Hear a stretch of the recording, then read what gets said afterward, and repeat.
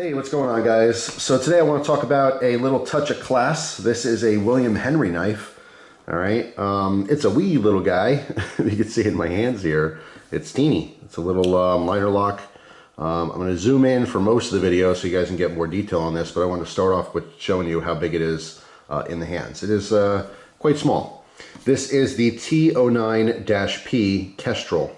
Okay, this is basically a smaller version of their very popular Kestrel folders, which can range anywhere from like $700 to $2,000. This particular knife, the smaller version, ranges anywhere from like $230 to $275 depending on condition. You can find them right now. There's a website that has it for $250 brand new. This one is used, all right? There's some scratches on the bolster, some scratches on the blade and stuff. I got this in a trade and I was very happy to do so I can actually carry it and use it. I had a William Henry knife before. I want to say it was maybe a B06. I forget, it was back in the day, but it was like a $750 knife, and it was very hard to bring it to myself to use it hard. I did actually carry it and use it, but, you know, barely. I use it on some very light cutting chores. So yeah, I mean, these knives from William Henry, if you're not familiar, and generally speaking, like I don't see a whole lot of younger, you know, generations who are into knives talk about William Henry knives. This was the company back in the day. I mean, you had the trifecta, right? And I'm talking like maybe late 90s, early 2000s. If you had money and you wanted a good folder, you would either pick between a Strider, a Chris Reeve Sebenza, or a Hinderer Knives XM18. Those were the trifecta. Those were like the three, you know, best production-esque type folding knives you can get, right? But once you had all three, right, or you had no interest, you wanted something, you know, upgraded from that point, that's when you would look at William Henry. They had a ton of knives. They used premium materials, very top quality stuff, very, very, very expensive. All right, even just this Kestrel, they have versions of this knife, and you can see how small it is here. You know, Damascus blades and like mammoth tooth ivory and all kinds of, you know, luxurious materials that are upwards of $1,700. All right, $1,700. All right, for I think it's a 5-inch knife overall. All right, little 2.1-inch blade. That's a lot of money. This one here is a little bit more of the quote plain Jane. All right, we have a genuine mother of pearl scale. All right, both sides.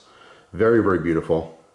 And something you can just kind of glare at for a while. It just it really is a beautiful material for knife usage.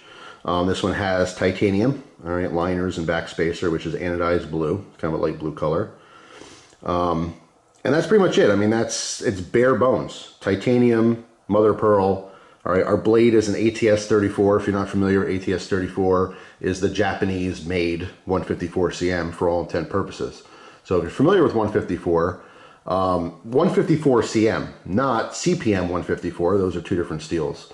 But yeah, it's made in Japan. It's pretty much identical. ATS-34 is to 154 CM. So basically the same performance, just made in Japan as opposed to America. But yeah, I mean, this is a fantastic performing little blade, and it is all class. All right, it is a liner lock. It does lock up very nicely. All right, there's no blade play at all these years later.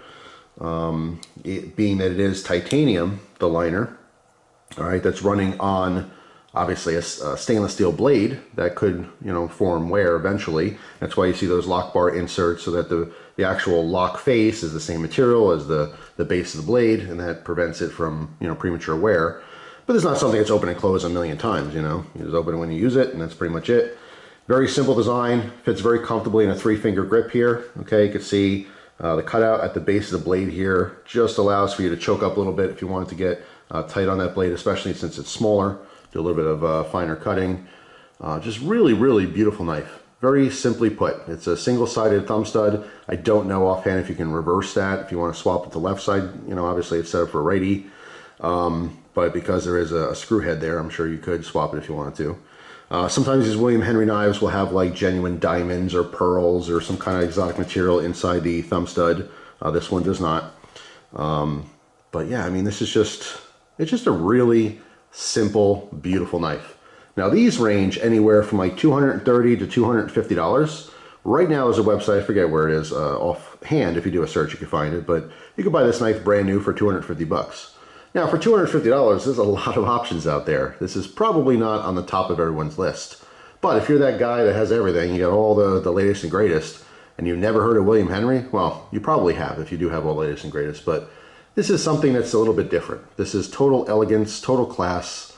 It's just a touch above, just a little bit different. So I want to talk about this a little bit. It is super lightweight, only comes in at 1.3 ounces. All right, and there's a bunch of versions of this knife as well. Okay, I've seen it in all different types of handle materials. They have ones that are just, I think, with no bolsters, just full scales, if I'm not mistaken. That might have been the larger one, though, that I saw like that. But yeah, it's just a pretty cool knife. A little blast in the past. This is a classy user of mine. Eventually, it'll be up for trade. You know, if people are interested. It's just another one of those little tricks in my bag. You know, I have all kinds of different knives in the wings. I have what I offer people and stuff, but if there's something I really, really want, I break out some different oddball things, and this is just one of those oddball knives that someone may not want to spend $250 on, but might be really interested in trying anyway. You know, so that's where the trading comes in. But yeah, just want to share that with you guys. I want you to let me know in the comment section if you have a William Henry knife. If so, which one do you have? Most of you guys who watch my videos for a long time know my story.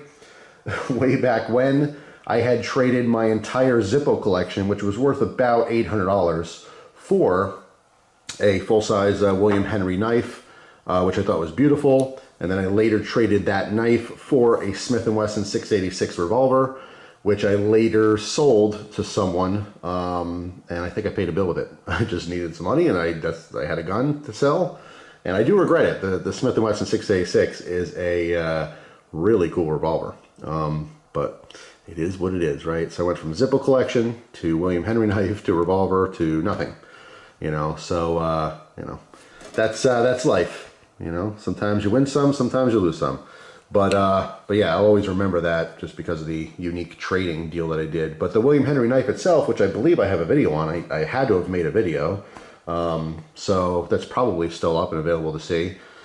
But it's just really cool. Again, it's just a really, really nice company that just makes elegant knives. So if you're that dude that's got a bunch of money to spend on a cool knife that's a little bit different than everything else, all these modern, you know, titanium frame lock folders, it's worth looking into. They use some really unique materials.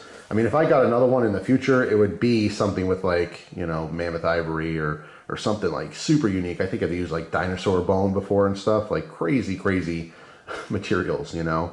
And obviously someone with the Damascus blades and, you know, ornate kind of gemstone accents and stuff, that's really like next level stuff. It's really catering to the custom you know, artwork type market. If you're that guy that just wants that beautiful piece that no one has, like, or at least very few people have, that's where the name comes in. I would say over the years of me making recommendations, because people ask me all the time, pretty much every single day someone will send me a message, hey, I kind of want this, what do you recommend? You know, and it's just a constant flow of those type of messages. And it's rare someone will say, like, I really want something different, something really elegant, something like a gentleman's knife that just really stands out. Maybe a dozen times over the last decade have I mentioned William Henry, but there's a couple of cases where someone mentioned what they wanted, and I'm like, that fits it perfectly. That is exactly what you want. Go look at William Henry knives and pick your favorite run.